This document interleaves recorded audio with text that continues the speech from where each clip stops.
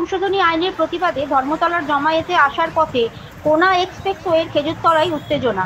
একটি গাড়িতে ভাঙচুর হয়। ঘটনাস্থলে পুলিশ বাহিনী।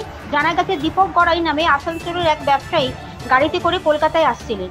তার সঙ্গে দুজন সশস্ত্র নিরাপত্তা কর্মী ছিলেন। কোনা এক্সপ্রেসওয়েতে গাড়িকে ওভারটেক করা নিয়ে মিছিলে অংশগ্রহণকারীদের সঙ্গে ওই ব্যবসায়ীর বচসা শুরু হয়।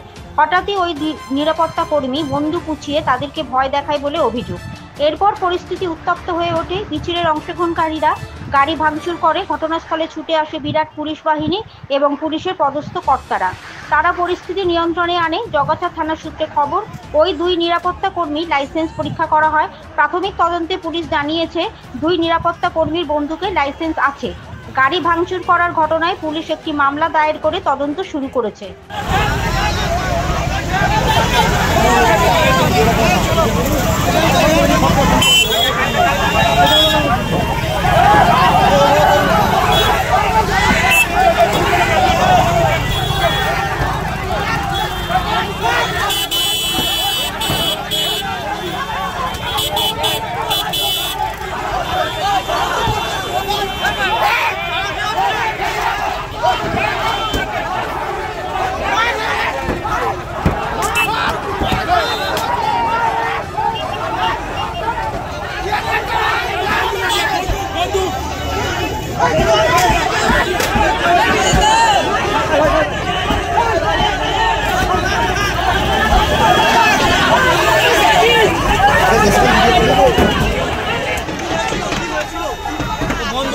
বন্ধু দেখাচ্ছে আমাদের সবাইকে। বন্ধু আমরা যাচ্ছি,